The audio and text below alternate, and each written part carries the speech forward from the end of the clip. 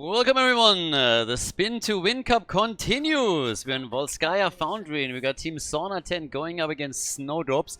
Now we're gonna go over, as usual, what this tournament is and how these team composition came to pass in just a moment, but let me introduce our players first. Game number 1 in the best of 3 series, and over on the left side we got Khaldor for Team Sauna 10 with Chen.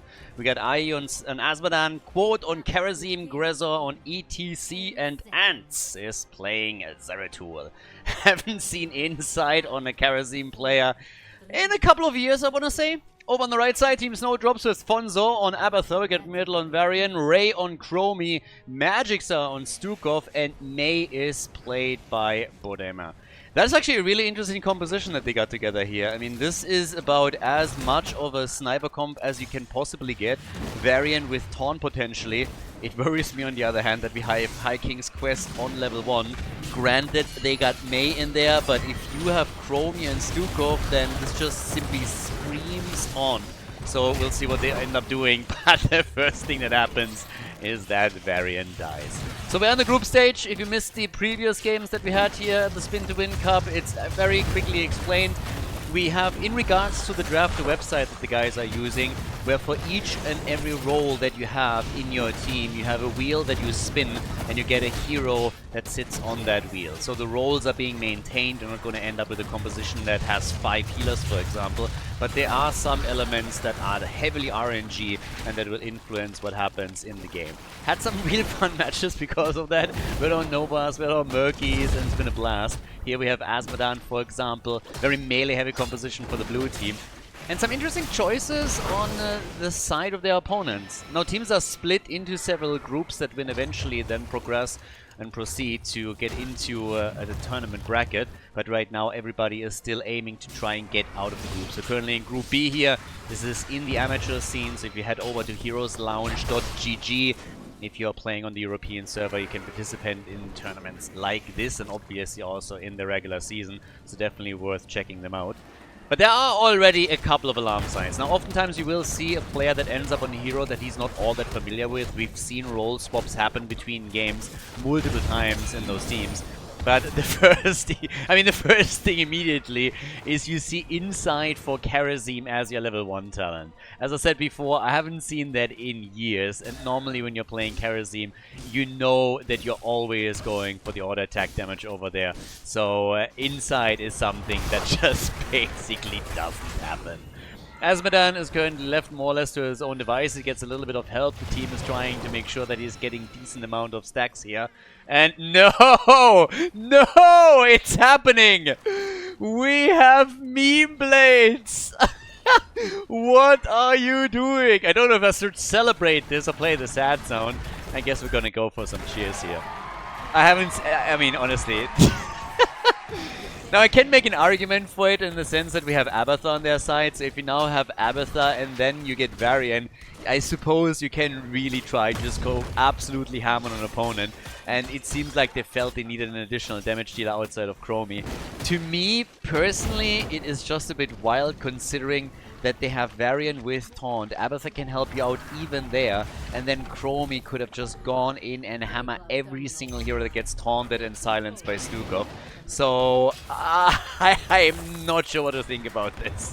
I think if they went for a typical taunt build, it might have been a little bit more on the boring side, but it would have given you, in my eyes, a lot more potential success over here. Now, time will tell which one of the teams is going to be able to make it, but obviously, when we're talking Sauna 10, they are heavily reliant on Azmodan and Zeratul for their damage, and this could become a little bit problematic. Can they really sync up properly in these fights to make that work? Time will tell. Currently, Varian down at the bottom of the map is already getting a bit of progress towards level 1 quest.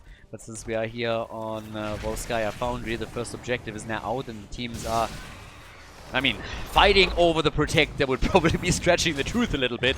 But at least the blue team has been interested to get themselves slightly ahead on the progress and is currently working towards that goal.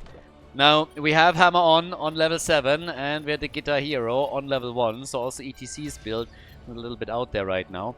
And as you could see for the slide on level 4, so can currently just cross over terrain, has used that already earlier when it came to sneaking in on one of the camps. With Varian, we're continuing here, of course, with second wind right now. So they're really going to try to just get Varian going. Together with Abathar, you get attack speed bonus, you get sustainability, you also get Abathar right there in the mix. There's a lot that's happening. And talking about things that are happening, the talents for Karasi. Ho ho! As Chromie dies, get also more interesting. We get the Heavenly Zeal. So this is going to be an interesting one. Oh, over the course of this tournament and the games that I casted, there's a couple of talents that have popped up that I have literally not seen in years. Especially when we speak, for example, about, let's say, Sergeant Hammer the other day with a mine build and not going for movement on level 7. That was also a little bit wild. Now Asmodan, sitting at 100 stacks for his level 1 in the baseline, is now trying to break through the first walls, went straight on level 7 into Master of Destruction. It helps him, of course, to not only get some additional stacks quite easily, but also allows him to be way more dangerous on lanes. Previously in this tournament, when we've seen Asmodan play, he went for the Demonic Invasion on level 10 and just try to take structures down. And we could definitely see a similar approach here too. Level 10 abilities are going to switch the dynamic up quite a lot, and I'm personally quite curious to see what exactly the teams are deciding to do here. Going to be the first Protector, we'd have a push through the middle. Which accomplished too much for them, is obviously the first one, but blue team gets the level 10 abilities. And guys, they have 3 kills to 0. They're doing well right now. So we get the keg, we get also the palm for Karazim. A good monk palms himself, and on the other hand, Demonic Invasion for Asmodan. That was kind of to be expected again. The whole idea being you get him on structures, you drop your ult, and you're just trying to take some of the opponent's structures out as quickly as you can. Specifically, of course, when you have Mule on the other side, and that's something that they might be able to deal with here. But Varian comes in, and as Abathar gets killed by Zeratul, Varian is going to try to get his meme blades into action. Definitely going to have a little bit of a look on his damage output as the game continues too. He's currently top damage dealer on his team's side. That's more a statement about Chromie and Abathar, I want to say, than about Variant's Windblade choice. But hell, it's right there. Oh, ho, ho, the party! And that's... Oh, baby! Big shots fired. Beautiful double kill from Asmodan. ETC with a slide, and now we have 7 kills to 0. As Team Sauna Tent is taking a significant lead in game number 1 of the best of 3 series here in the group stage. Abathar went for Monty the Monstrosity, by the way, so we don't get a copy here either. Some wild things happening. The blue team obviously feels really confident right now. They're doing great. The early game is theirs, they are 1.5 levels ahead, and the snowdrops are being melded away here. So yeah, Team Snowflake over here on the right is starting to have some issues. That fort at the top is also not looking too hot anymore. He should be able to push in, at least if they take the mule out. And down at the bottom of the map, Varian is getting ready for his big moment. He just wants to unleash the meme blades and take everything down in his sights. Level 13 on the board, extra talent. Gives us also Encore for ETC. And again, I want to remind everyone that the heroes that you get are to an extent random. So obviously what is prevented here is that you have a full ARAM mode, a full brawl. There's still certain roles that are being maintained, but you will end up playing a hero every now and then that you might not be utterly familiar with, and then of course the builds will reflect that. Let's just put it that way. 6th Sense on level 13 for Karazim. Fought at the bottom of the map is already getting attacked now that Varian has been destroyed. Yeah, Abathar is attempting to help out at the bottom and also drops a symbiote occasionally down in the bot lane. 8 kills to 0 though is making quite the statement here. But maybe now an opportunity to finally get a kill here. ETC with a triple mosh. He's a party animal, look at him. That's the second time that we see a mosh from that bad boy, and Grezor is absolutely killing it. Earlier he provided a double kill opportunity for Asmodan, and now he not only saved Karazim, but also allowed him to dish out serious damage to the opponent. So job well done. Still, bit of a rotation. The one interesting thing on the macro side, by the way, that you can tell is they're not really focusing a whole lot on items. If you're watching some higher level play, then you will very much so see teams beeline quickly for those camps, trying to get the items together so that for big fights they have the added advantage. But here there were a couple of camps that really slipped through, so the camp timings are not absolutely on point with this. We now have the next objective also up, so the checkpoint at the top has been unleashed, and that means that we have the chance for another protector, for specifically the blue team, as they have the 2-level advantage over their opponent still. Asmodan is now nearly done with their level 1 quest, and they still want that top side forward. Varian goes down again, so yeah, those meme blades are not doing anything for him, but... Oh ho ho! The palm proc! Nice! They still haven't been able to take that topside forward out, but Palm gets propped, ETC gets saved, and at the bottom, Mule is not going to do too much here. They're going to get a fort finally. It took them around 10 minutes, but they take the first fort out, so this one is already destroyed. And all the way up at the top, at point B, we have the blue team now also getting slightly ahead on all of this. Yeah, Team Snowdrops. If they want to turn this game around, then they have to step up their game a bit. They are now trailing with another talent. They don't have level 16, but the blue team just locked it in. That gives Zeratul now the Master Warblade. Ah, good move by Mei. Interrupting the Mosh this time. Careful. ETC, does he get the cooldown back in time? No, he does not. That's kill number 1. And Stukov has the counter kill, but that fight is not over by any means. Already the attack. Varian comes in. Attack after attack as he takes Karazim out and steals the item away. So, Meme Blades build clearly OP, as you can see here.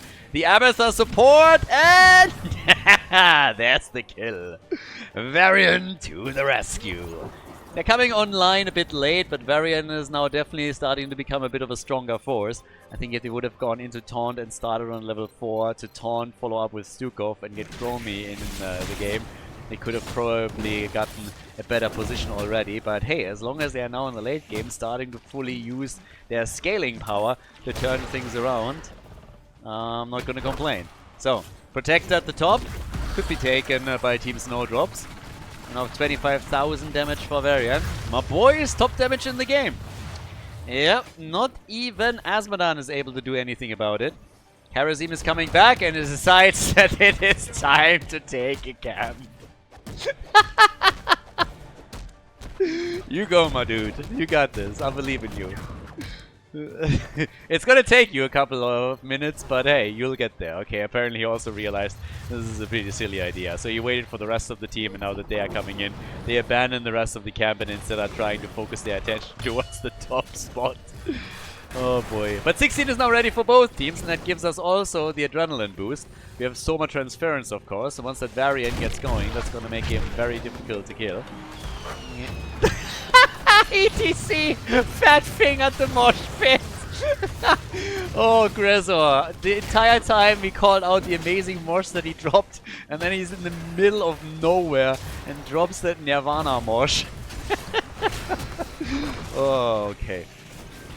Oh, it was just cocky, you know, showing dominance, but just dancing it up a little bit in front of the opponents. Like, dude, I don't even need my cooldown to beat you.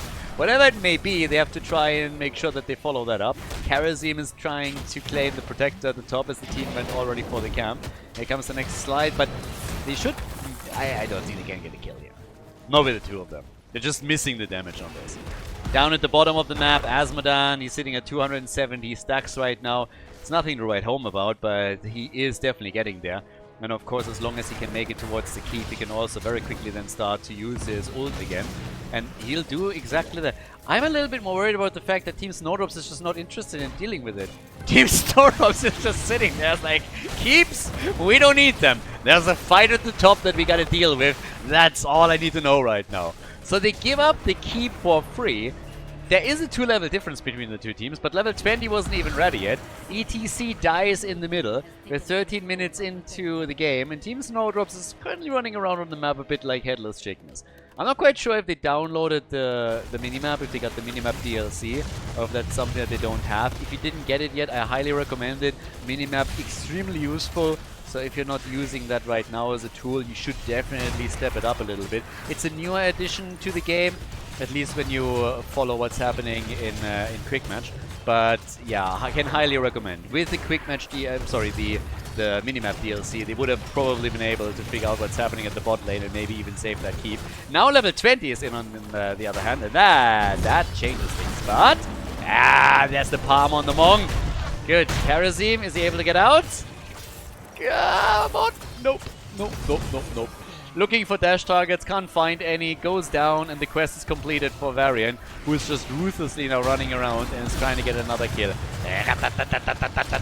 And they're taking Azmodan out. So Azmodan is dead as well. Keep in the middle has taken damage.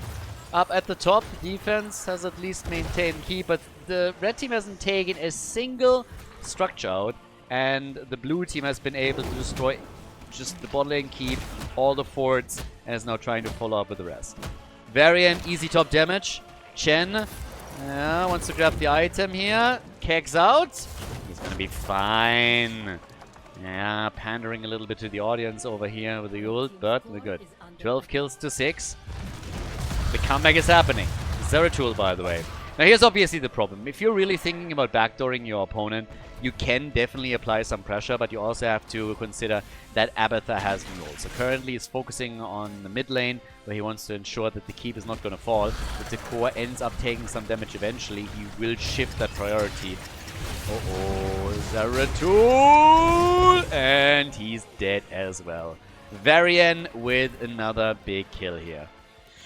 Yeah, player killer number 1 is getting some competition, as it seems. Nova, we saw her the other day, but now it's Varian that just keeps coming in with his attacks. Has, by the way, level 20 available now. Hasn't picked it yet. There we go. Glory to the Alliance, and we got Hive Mind for Abathur. Abathur's ult, Monty the Monstrosity, is taking care of the bot lane currently and making sure that's not going to get too bad there. ETC looking for another power slide and follow up Mosh. But can't land it right now. And we got Azmodan with 300 stacks for the time being. And obviously still opportunities to sneak past the opponent, move on to a Keep, sacrifice his life just to drop an ult and take another structure out. That might not be the dumbest idea, honestly. There's the Mosh, immediately interrupted. May, they might be in real trouble here. Drop the item too, the turret is on the ground, but ETC is down. Low and down. Azmodan at the top, sneaking past, as already mentioned. As I said, it's not a dumb idea to try and take these Keeps out, because eventually you're going to win the macro game. But they just lost 2 heroes. ETC and Chen are both dead. It came at a price for Team Snowdrops. And Azmodan moving into the middle and saying, I'm going to die anyways. I might as well do a little bit more damage. Let's see how much we can do here. And as long as the opponent does not rush over to try and take out our structures, we'll be fine. So it's 10 kills to 12 now. But lanes are pushing against Team Snowdrops. Maybe they did too little too late here. That's the big issue. 56,000 damage from Varian. He's killing it. And everything that he sees in his path. Azmodan with some 6 siege damage, by the way. 240,000. There's only 1 Keep standing. And there is a protector at the bottom of the map that they can now theoretically go for. If I am Team Sauna Tent, I'm still trying to sneak past the opponent, honestly. Once that Azmodan is back, you can do it again. Karazim is AFK, Zeratul is sitting in the middle, everything is going according to plan. They're waiting for Chen, Zeratul is sneaking topside. As long as you get catapults towards the opponent's core, you're gonna be fine. Level 22, 17 minutes in. Scaling is slowly starting. And any moment now, Azmodan is back. And Zeratul is pushing through the middle. So once, honestly, if I was him, I would probably follow that up a little bit further until somebody tries to defend. Apply more pressure towards the Keep and force the opponent off the point at the bottom of the map. So there's definitely some tools that can be used. But for now, it's Monty that is trying to deal with all of this. Or not. Yeah. Mad on a mission. Look how happy he is on his little carpet. Whee! My man is having some fun. So, yeah, there's Monty. And now with the ult, they should get that Keep too. Yeah, that Keep is toast. Oh, they wouldn't even save it. They want to go for the core directly, as it seems. Drop the ult here. Yep, there it is. The core, 80%. Can they take it? They're cheesing in. They're losing hero after hero, but they want the core, and it's looking good. Team Snowdrops, they lose game number 1. They just couldn't hack it on the macro level. Even with Varian coming online, the meme blades not successful. The Snowdrops go down, melt away in the heat that Team Sauna Tent brought in game number 1. GG. Before we head into game number 2, make sure that you subscribe to the channel if you haven't done it yet, so you don't miss out on any future content here on Khaldor TV. Map number 2, Infernal Shrines. Team Sauna Tent is in the lead. Over on the left, we now have Quote on Tyrande, Xedo on Kira, Ants on Diablo. Imperius is played by Ihi, and Sergeant Hammer played by Grezza. What do you know? This is a proper composition, so sometimes the RNG is with you. The Kira pick is something that would probably not happen in a normal match, but hey, they have a Diablo Tyrande combo in Infernal Shrines, and then follow-ups from Imperius and Kira. It's not too bad. A lot of Shrine control and power up at the front with Sergeant Hammer attacking from the back. So it seems like the Wheel of Fortune was with Team Sauna Tent, as Team Snowdrops is trying to force game number 3. We have them on the right with Fons on Jen, Middle on Mal'Ganis, Ray on Hanzo, Magicsa on Rhaegar, and Bodema on Alarak. I gotta say, from all the comps that we've seen thus far in all of the group matches that I covered, this is probably the most normal one. I mean, we had so many crazy things, ranging from Asmodan, Murky, Nova, Gazlo. It's absolute bonkers. But this one, this has actually quite some synergies that could be exploited by the teams here. Team Sauna Tent probably with a bit of a just pure advantage on what they're running here, if they play their cards correctly and sync up. There's also some means seed chains that they can use. Alarak is of course a bit of a question mark here. We'll see how much of an impact he can have with decent combos and also good stacking. He could do a lot here. Rhaegar starting things off with a lightning shield build, and I have my eyes on Sergeant Hammer.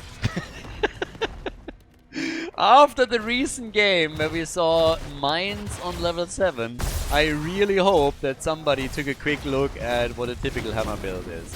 Because there were even arguments, like this was one of the funnier parts to me, arguments in the YouTube comment section, Mines can be a valid build, and I'm just like, nope. Maybe Quick Match. In Quick Match you can get away with essentially anything, but if you are talking about the competitive environment and what is strong there, what is definitely the better build, then there's just absolutely no argument what your level 7 talent is going to be. So yeah, there's definitely a couple of staples that are still holding true even nowadays, but still fairly interesting here. Now, once again, as we are continuing with this, also a quick shout out again to all the supporters on patreon.com/Khaldor. Guys, if you want to support the channel, if you want to make sure that even in 2025 we can provide more tournaments, more coverage with Heroes of the Storm, despite the lack of support from Blizzard, then consider checking that out. There's a link in the video description. You can also go directly to patreon.com/Khaldor. Support is very much appreciated. Allows me to keep the coverage up with Heroes of the Storm in general. Blue team with a 2-0 lead now. So things are going pretty okay. They already had the lead in the series after winning game number 1 on Volskaya Foundry, but right now starting strong into the second game with a 2-0 here. Now, the plan is still to continue covering the groups and also seeing what's happening as we're slowly progressing with the best teams out of each group towards the bracket and see who crowns themselves the winner of the Spin to Win Cup. By the way, the Spin to Win Cup is not really the official tournament name, but given the rules where heroes get decided by the spin of a Wheel of Fortune, I think it's very, very fitting. The one thing that I'm still missing a little bit, given the name, is that we're seeing more Sonya play for Spin to Win. Hogger would do it too, I suppose, but we have seen very little of those two. Now, either way, the attacks, they still keep coming down at the bottom of the map as the blue team has locked in 2 of the 3 mercenary camps at the bottom half of Infernal Shrines. They're aiming for more, they want the kill, and they get it against Alarak. Alarak got Alaraked. He is down, and with 3 kills to 0, it's Team Sauna Tent that is taking a decent lead. With level 4, we got the regenerative Biosteel for Sergeant Hammer, and they might even get another kill. Still sieging up, kills are coming out, Tyranda's doing her best, and they make it really difficult for Team Snowdrops to come in and deal with all of this. Gressor is absolutely, I mean, he's not impressed by anything that's happening around him. Finally, some counter pressure, and no way, come on. Diablo gets away! And here comes the cavalry, the rotation from the middle, with Imperius getting a stun through. They're still not able to take Diablo out! He's unkillable! Diablo Immortal is finally a success. Blizzard is gonna be pleased. 4 heroes are down! This is insane! The chill factor on Grezza in particular was quite something. He just sits there and doesn't have a care in the world, and Diablo just keeps baiting them. always knew that he was a master beta. I mean, he just kept taunting them and they fell for it. So now we have 7 kills to 0. I also have good news for all the Sergeant Hammer players out there. Our boy went for Hammer Siege mode, so that's a big plus and a thumbs up from my end. Round of applause for Grezov. Job well done. Chen with a bit of problems at the top and nearly gets owled, but he's fine. Sergeant Hammer is soloing the bot lane currently. The entire wall is destroyed over here. But now with, I mean, damn, 1.5 level of elite already. It's Team Sauna 10 up at the top doing what they do best. They are wrecking things. So, seems like the first Arcane Punisher goes to the blue team. Kira is sitting in the middle. Have seen fairly little from her so far, so not a lot of action just yet. Wasn't really needed. The 3 at the bot lane had everything under control, but the red team is now trying to bring this back a bit. I'm a little bit sad, by the way, that they didn't do a better job controlling the macro game or responding on the macro level in game number 1, because as Twin Blades variant with the Abathur support started to come online, they got a lot of kills. They really started to kill a lot, but it was just too little too late. And you can tell here, Team Snowdrops has a little bit of a macro problem. They are doing what they can to try and fight these team fights. They are getting some success there too, but they're not responding to Sergeant Hammer at the bottom of the map. Even if you get the objective here, you're not going to take a fort out of it. And they lose Hanzo, they might lose the objective, and Sergeant Hammer is still going for the fort at the bottom lane. So this is a disaster already. Now that Mal'Ganis is down, they might get a counter kill on Kira. No! Quad is just playing an insane Tirana currently. He saved the Diablo earlier. Now he saves everyone else on the side too, Kira in particular. Sergeant Hammer has already taken down the bottom fort. And yeah, thinks, you know what? I'm just gonna push for the key. I'm just going for it, boys. You do your thing, I got this. I got this. Keep him busy, keep him busy. And nobody is responding. If I would have to advise Team Snowdrops, then they really need somebody, you know, calls the shots a little bit and says, alright boys, we're going to try and face them in a 4 versus 4 at the top lane, but somebody needs to stop this attack down at the bottom of the map. I mean, again, I'm coming back to my initial point. Let's just say for a second that by some kind of miracle, Team Snowdrops goes to the top and wins the Punisher, right? Let's just say they do. If they do, are they going to get an entire fort, an entire wall, and then proceed even towards the keep wall to try and take that out? Of course not. So their best case scenario is still a loss. And now at the top lane, things got worse. They haven't even procced a jump on the Punisher. You always need to stay behind your wall, attack the Punisher with an ability or ranged auto attack that it gets vision, jumps over the wall, makes it much easier for you to defend. Them failing to do that is now resulting in not only Mal'Ganis getting killed, but the Punisher being way more healthy as it moves for the fort itself. They're gonna lose another structure and they're gonna lose another hero. Oh my god, not having level 10 of course is not helping their case. Yeah, this is a little bit of a smackdown. Team Snowdrops is outclassed here. The sauna tent is coming in strong and is trying to take structures out as quickly as they can. And it has an impact on the red team. They finally have level 10.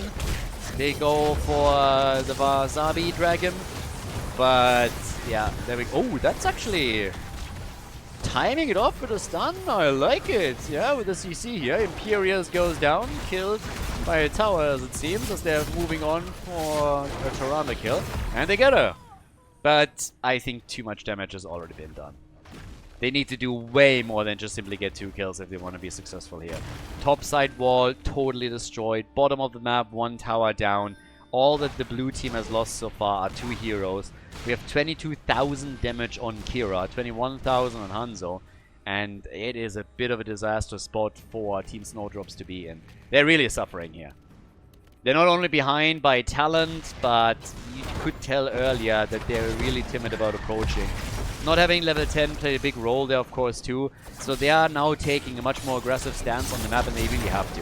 They need to turn things around. They need to be aggressive and take a couple of risks. But that also has a disadvantage that might backfire on you. Mal'Ganis is down. Chen, the delivery system, is into an apocalypse. Nice attempt, but a good counter with the arrow from Hanzo. Problem for him is that Imperius has his number and takes him down. Now they're moving in for Chen, and he's dead as well. So is Alarak, and that's 16 kills to 2. Damn! They're turning this one into a quick match. Absolutely murdering the opponent's team. Now they can push for the fort in the middle, and once this is down, it means no more fountains in the outer perimeter for Team Snowdrops. So, Team Sauna Tent. I mean, then again, what do you expect when you have a sauna going up against a bit of snow? I mean, the result was always predictable, so it doesn't surprise me in the slightest. That was just a bad matchup, I gotta say. That was a horrible, horrible matchup for them. This could only go one way, so yeah. They're trying for level 16 talents though, but the game is obviously under full control of Team Sauna 10. They're doing their thing. We now have on level 13 the harsh moonlight. That's something that I still, by the way, don't get. Like, how can moonlight be harsh? I mean, what are you doing with your moonlight? So far, whenever I've been outside and there's like a nice full moon or something, moonlight is always fairly pleasant. So I haven't really experienced that before. Not quite sure where exactly these boys live and what harsh moonlight is going to be, but that's in my eyes a bit of an oxymoron, so I don't know. Ask a girlfriend. I'm just kidding, we're talking about gamers here, so you don't have to. There's the hit, and Mal'Ganis is dead.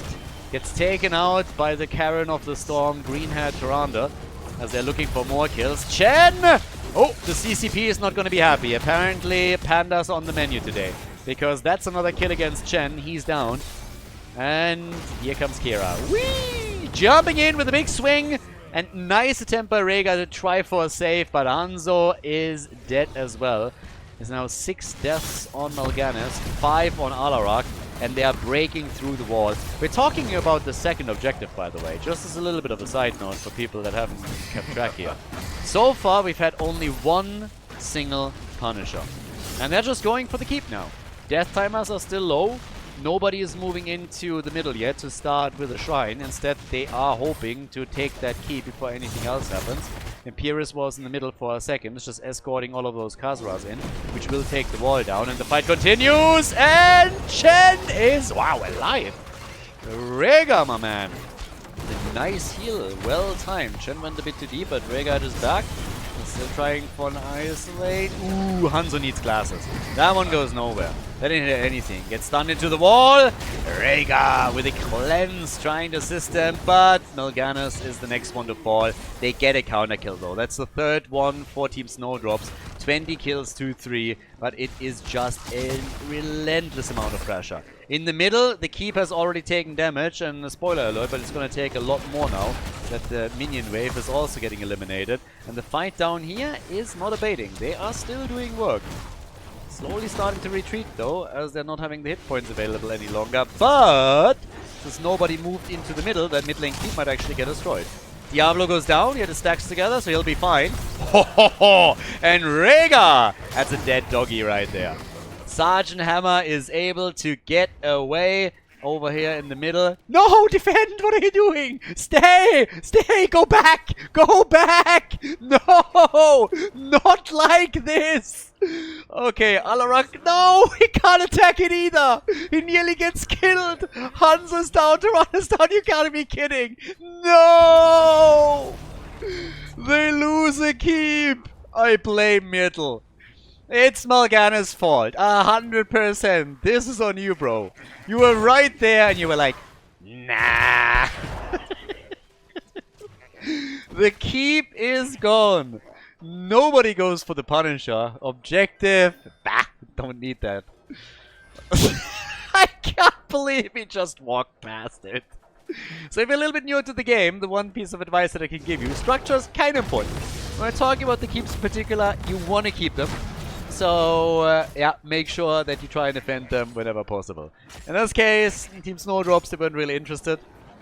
Tyrande is missing, so they see an opportunity to get level 16 talents. So they waited until they were on eye level in talents with the opponent. And now moved in for that. Yeah, hit is already coming. Hanzo gets grabbed at the bottom, but Ray is able to jump out. Still a bit surprised that they don't come in here to try and contest this. But they also have the push going at the bottom of the map and at the top as they went for camp 2. But here comes the fight. Diablo once again moving in. There's the APOC. Gets the stun connected. They go for Fonzo and he gets the heal from Rhaegar. Yeah, Rhaegar wants to help the team to turn this around. And maybe they can turn the fight here. There's 2 keeps that get attacked any second now on the lanes, though. That's a problem. But the Mortar Punisher is at least taken. Diablo down, did not have his stacks. Chen is dead too. Topside keep is soon gonna fall. The same is true for the one at the bottom of the map, boys. You gotta deal with it. Hanzo jumps away. Imperius is dead. At least they got Imperius. But as I already said, this one is about to fall. Fight turns once again. Keep at the bottom also in trouble. But they get Kira. Yeah, it's still not worth it. Every single keep is gonna get destroyed in a second. The final one is about to fall. And the core is losing hit points to the Winions. Down to 66%. 23 kills to 8. Yeah, Team Snowdrops, they are having problems with the macro game. No doubt about it. They're trying to win through team fights, which is, again, not necessarily the worst idea. But you still have to make sure that you're not just simply taking unnecessary damage to minion waves when it comes to your structures. So, tough times now. Catapults pushing against you on every single lane, and you gotta somehow deal with the situation at hand. Which means your opponent pushing, potentially taking more mercenary camps, taking more objectives. And they can also go for a backdoor approach against the core since it's already down to 66%. So the attempt to go for camps now, trying to apply a little bit of counter pressure at the top. But level 20 kicks in any moment now. Swing life away on level 16 for Kira, and here come our Storm Talons. That gives us the Shooting Star, and we get Hellgate plus the Silent Killer. Blizzard and their fart jokes, even in level in the year 2025, absolutely hilarious. So, bot lane, 1 level away, by the way, for Team Snowdrops to again draw even. That's a trap. Bit of an Admiral Akbar moment. Look at them, baiting them. They're not that stupid. They're just sitting there. It's like, let me think about this. So Sergeant Hammer is all alone in the bot lane. Nobody else is showing. That seems like a legit opportunity. Not. So yeah, they didn't take that bait. They were just like, well, let's wait until we have level 20, then we can think about it. Which triggers Team Sauna 10 moving back real quickly to try and take another camp. But for the red team, they're pushing all the lanes out, trying to get some additional minion waves here. And we'll see if they can, maybe with a team fight on 20, turn the game slightly around, force game 3. I mean, even winning a big team fight, and then pushing for some structure would already help. Got a few more recently, but it still seems like a big ask, honestly. They're not on level 20 yet! Guys, you've done a great job staying far away and biding your time. You should probably continue to do so until you have Storm Talons. Why are you fighting? Ooh, not like this! Run! Run! Nope, Hanzo is dead. Yeah, there was nothing to fight for. There was absolutely nothing to fight for. Now Hanzo is dead, Rhaegar is dead. Patience is a virtue. He should have waited a little bit longer, wait for the experience. He could have waited for the shrine to activate. Now they lose 3 and likely the game. Team Sauna 10 with a convincing 2-0 victory, unless they all disconnect all of a sudden. Chen gets attacked, surrounded and killed, and with the catapults already homing in on the core, it is a foregone conclusion who's going to take this series. So Team Sauna 10 with a 2-0 victory here in Group B of the Spin to Win Cup. And for Team Snowdrops, it's going to be pretty tricky to make it out of the group. Good effort though, shout out to them as well, but congratulations to our blue team, to Team Sonatent. GG.